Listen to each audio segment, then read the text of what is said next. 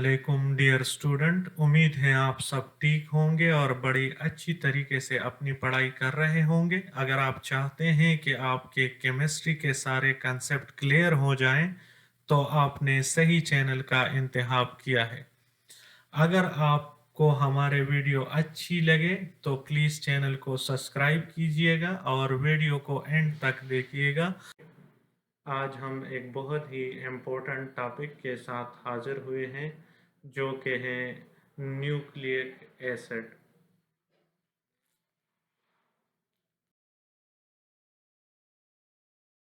Nucleic acid दरअसल हमारे पास एक ऑर्गेनिक कंपाउंड्स होते हैं। Nucleic acids are organic compounds.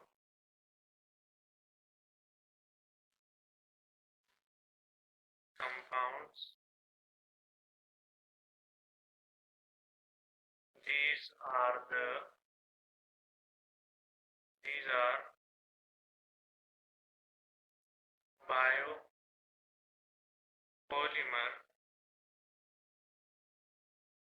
which is made up of small building blocks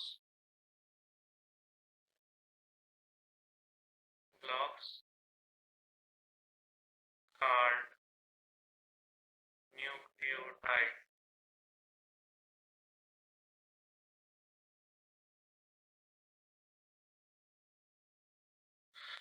nucleic acid जो है वो बेसिकली पॉलीमर होते हैं। पॉलीमर हम हर उस कंपाउंड को कहते हैं जो कि स्मॉल रिपीटिंग यूनिट से बना होता है। अब इन स्मॉल रिपीटिंग यूनिट को मोनोमर्स कहते हैं। मिसाल के तौर पे कोई भी कंपाउंड है ये हमारे पास जिनमें ये रिपीटिंग यूनिट्स हैं, तो जब ये रिपीटिंग यूनिट आपस में कंबाइन होते हैं तो इसके नतीजे में जो कंपाउंड बनता है, इस पूरे कंपाउंड को हम पॉलीमर कहते हैं। इसी तरह न्यूक्लियोटाइड जो है वो कंबाइन होते हैं। फॉर एग्जांपल ये एक न्यूक्लियोटाइड है, ये दूसरा न्यूक्लियोटाइड है, ये तीसरा न्यूक्लियोटाइड है, ये चौथा, और इसी तरह ये सिलसिला इस डायरेक्शन में भी जारी है और इस डायरेक्शन में भी। जब ये आपस में मिलते हैं, ये सारे न्यूक्लियोटाइड्स आपस में कंबाइन होते हैं, तो उसके नतीजे में हमारे पास न्यूक्लिक एसिड बनता है। अब न्यूक्लिक एसिड हमारे पास दो तरह के होते हैं। एक को हम कहते हैं आरएनए, जबकि दूसरा जो है जिसको हम कहते हैं DNA. RNA stands for ribo nucleic acid. Ribonucleic acid N यहाँ पे कैपिटल कर दे तो R N A, ribonucleic acid. जबकि डीएनए जो है वो है डीऑक्सी राइबो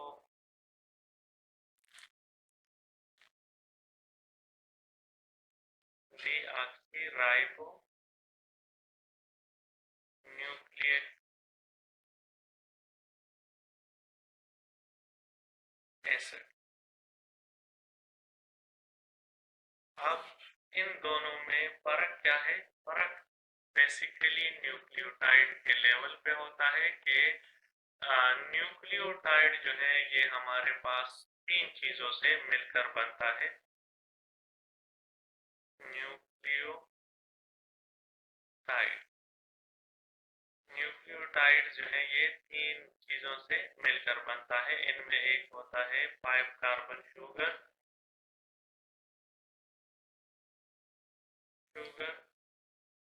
जिसको पेंटोज शुगर भी कहते हैं, पेंटोज शुगर। जबकि दूसरा इसमें मौजूद होता है वो है नाइट्रोजनस बेस और तीसरा जो न्यूक्लियोटाइड का कंपोनेंट होता है उसको कहते हैं फॉस्फेट फॉस्फेट ग्रुप। जब ये तीनों चीजें आपस में मिल जाती हैं तो इनको हम क्या कहते हैं, न्यूक्लियोटाइड कहते हैं। यानी फॉर एग्जांपल ये हमारे पास पेंटोज शुगर हो गया। अब इस पेंटोज शुगर के साथ यहाँ पे कोई भी नाइट्रोजनस बेस हो गया और यहाँ पे फास्फेट ग्रुप हो गया। तो ये तीनों मिलकर क्या चीज बनाते हैं, न्यूक्लियोटाइड बनाते हैं।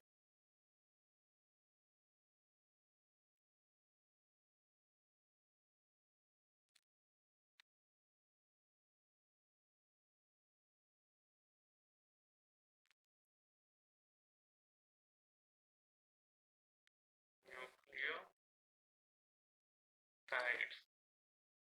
अब आरएनए और डीएनए इन ही न्यूक्लियोटाइड से बनता है।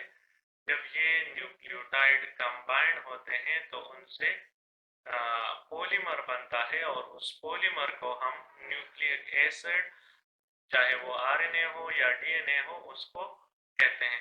मिसाल के तौर पे अब ये पॉलीमर की मिसाल लेते हैं। मिसाल के तौर पे अगर हम देखें, हमारे पास एक दीवार है। दीवार जो है वो किस चीज से बना होता है, ब्रिक्स से बना होता है। ये दीवार हो गया, इसके दरमियान ये ब्रिक्स लगी हुई है, इन स्मॉल रिपीटिंग यूनिट इनके ब्रिक्स हैं ये।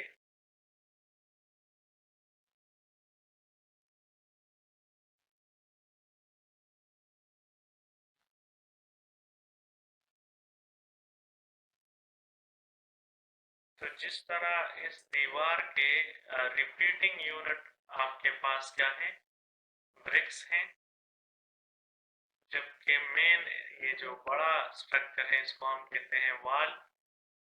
वॉल के छोटे स्ट्रक्चर जो हैं वो क्या कहते हैं, ब्रिक्स कहलाते हैं। तो वॉल हमारे पास क्या है, पॉलीमर है, जबकि ब्रिक्स इनके मोनोमर या रिपीटिंग मोनोमर्स या रिपीटिंग यूनिट्स है,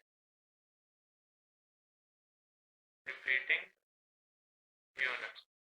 बिल्कुल सेम इसी तरह ये जो डीएनए और आरएनए हैं, ये दोनों क्या है, पॉलीमर्स हैं। और इनके रिपीटिंग यूनिट जो है वो क्या है, न्यूक्लियोटाइड्स है। जिस तरह आप देख सकते हैं कि न्यूक्लियोटाइड भी फर्दर दूसरे चीजों से मिलकर बने हैं। जिस तरह ब्रिक्स हैं, ब्रिक हमारे पास मिलकर बनते हैं पार्ट से। फॉर एग्जांपल क्ले हो गया, वाटर हो गई। इसी तरह इसमें कुछ अमाउंट में सैंड होता है। तो ये सारी चीजें मिलकर हमारे पास क्ले बनाती हैं। तो क्ले से ब्रिक बनता है, ब्रिक से वॉल बनती है। इसी तरह ये जो आपके पास क्या है, न्यूक्लियोटाइड है, इनमें भी आपके पास फर्दर पार्ट्स हैं। और वो पार्ट्स कौन है, वो है शुगर, नाइट्रोजन कंटेनिंग बेस या नाइट्रोजनस बेस, और थर्ड वन जो है वो फॉस्फेट ग्रुप।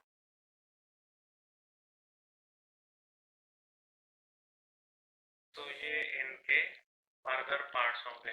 तो हम इस वजह से कहते हैं कि डीएनए और आरएनए यानी न्यूक्लिक एसिड वो हमारे पास क्या होते हैं, वो पॉलीमर्स होते हैं, क्योंकि इनके जो रिपीटिंग यूनिट्स जिसको हम न्यूक्लियोटाइड कहते हैं वो कंबाइंड होते हैं। तो उनके कॉम्बिनेशन से हमारे पास जो बड़ा मॉलिक्यूल बनता है, तो इस वजह से हम इनको पॉलीमर कहते हैं।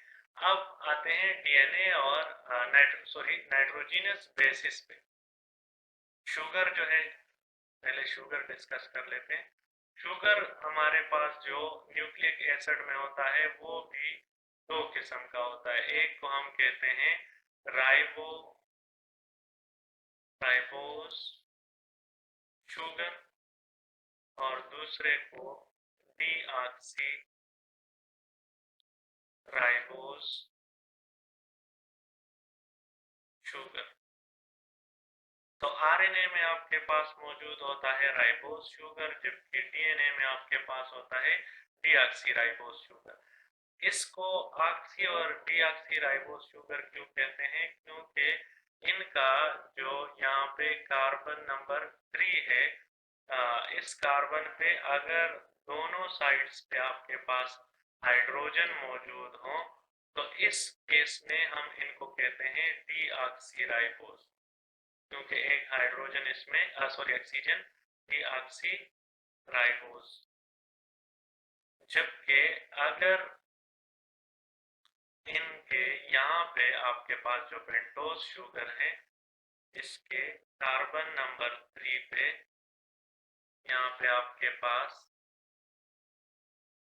एक साइड पे हाइड्रोजन हो जबकि दूसरे साइड पे ऑक्सीजन हो, तो इनको हम फिर क्या कहते हैं? Ribose sugar. तो आप नाम से भी समझ चुके हैं कि राइबोस शुगर जो है वो आपके पास आरएनए में मौजूद होता है, जबकि डीऑक्सी राइबोस शुगर जो है वो आपके पास डीएनए में मौजूद होता है। इसके बाद आते हैं नाइट्रोजिनस बेस पे। जो दूसरा कंपोनेंट है किस चीज का? न्यूक्लियोटाइड का, नाइट्रोजिनस बेस। नाइट्रोजिनस बेस हमारे पास 4 होते हैं। एक को हम कहते हैं एडेनिन, दूसरे को कहते हैं गुआनिन,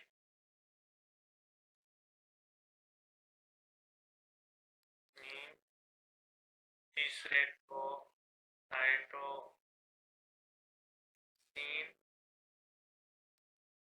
और चौथे को थायमीन।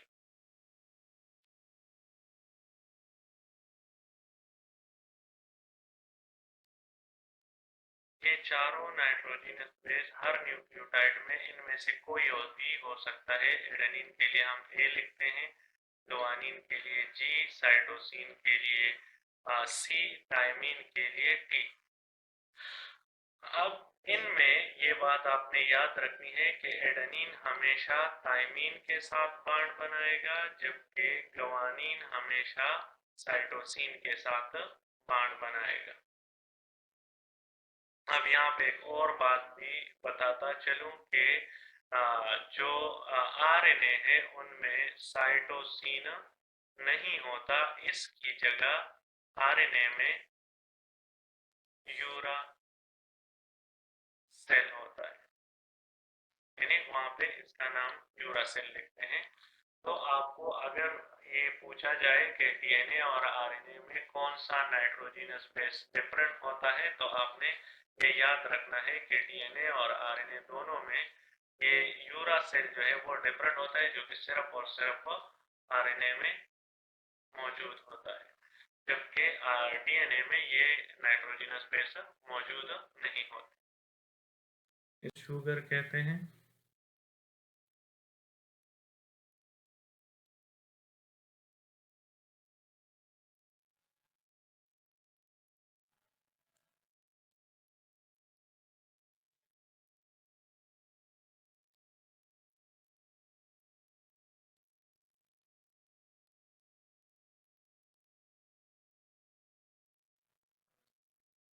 और दूसरे को डीऑक्सीराइबोस।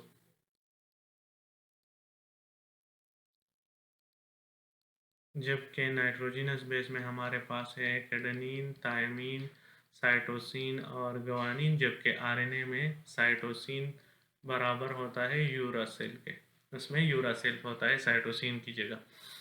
अच्छा, अब हम कहते हैं कि ये किस तरह डीएनए का जो स्ट्रक्चर है वो बनाते हैं, यानी फॉस्फेट ग्रुप, तो वो सिंपली फॉस्फेट ग्रुप है। फॉस्फेट ग्रुप जो थर्ड पार्ट है वो दोनों में सेम होता है, फॉस्फेट ग्रुप। इसी तरह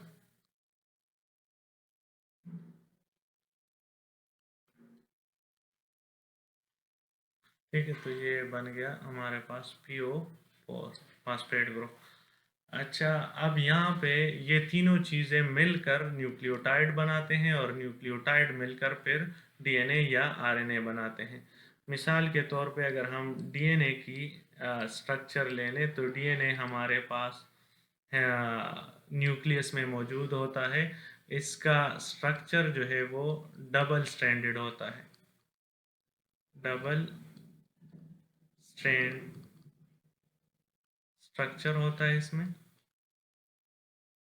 और ये हेरेडिटी मटेरियल के तौर पे काम करता है, जब जो कि करेक्टर ट्रांसफर करता है फ्रॉम द हेरेडिटी, कंट्रोल करती है DNA, यानी करेक्टर ट्रांसफर करती है from parent to offspring.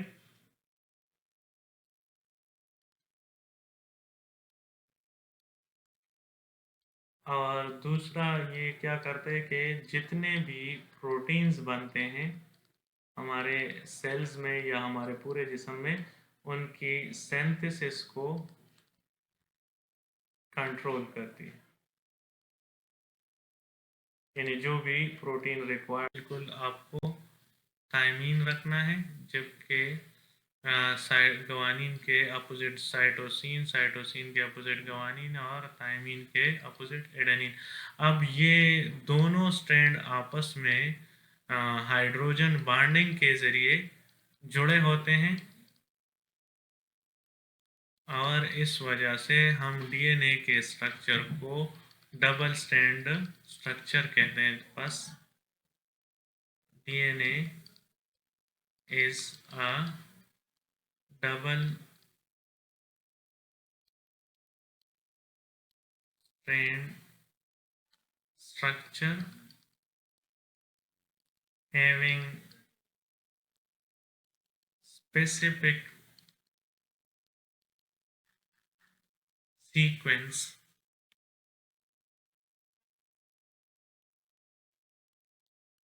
of the nitrogenous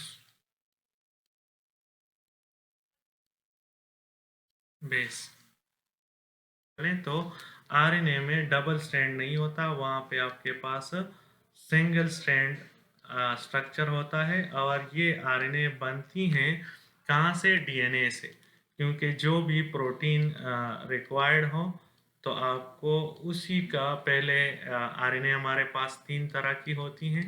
एक को हम कहते हैं mRNA यानी मैसेंजर RNA, दूसरे को rRNA यानी राइबोसोमल RNA, तीसरे को ट्रांसफर RNA यानी tRNA कहते हैं। ये तीनों RNA जो हैं आपके पास सिंगल स्ट्रैंडेड होते हैं।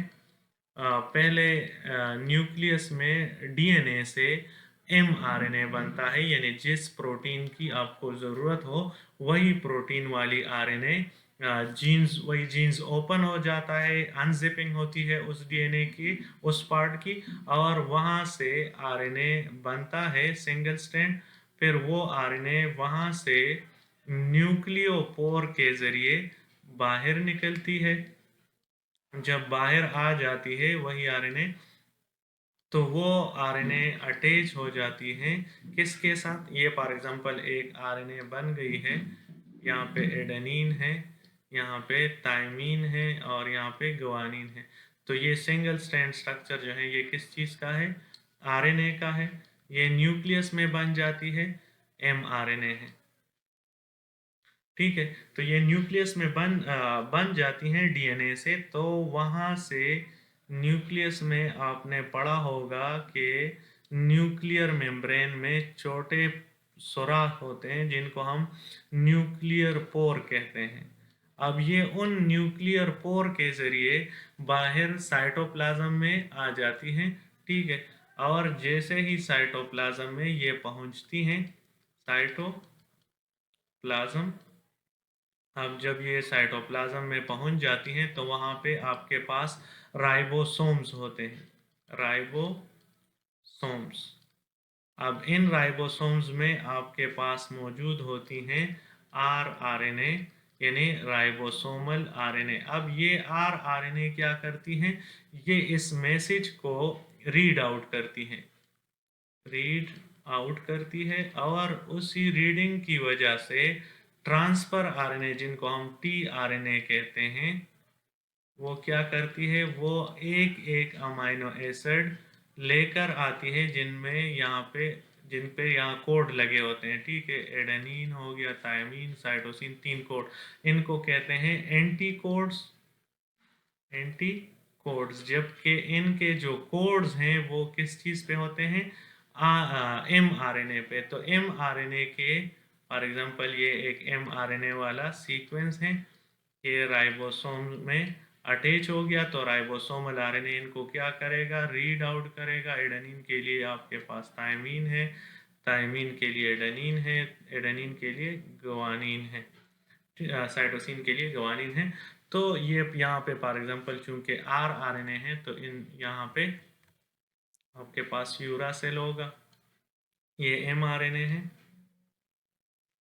तो ये एमआरएनए राइबोसोम में एंटर होगा, उसको रीड आउट करेगा। तो ये 3 यूं ही रीड आउट होंगे, तो ये टीआरएनए यहाँ से एक अमाइनो एसिड को, किस चीज़ को, अमाइनो एसिड को यहाँ लेकर आएगा, अमाइनो एसिड, और ये यहाँ पे रह जाएगा।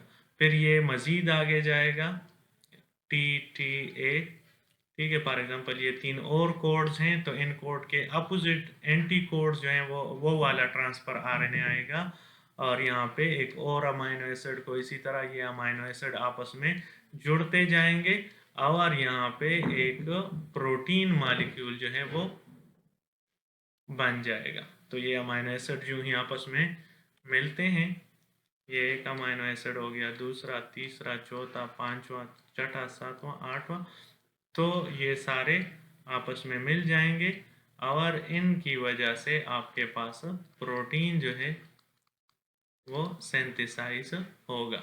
तो आरएनए का रोल जो है वो क्या है, वो प्रोटीन सिंथेसिस है।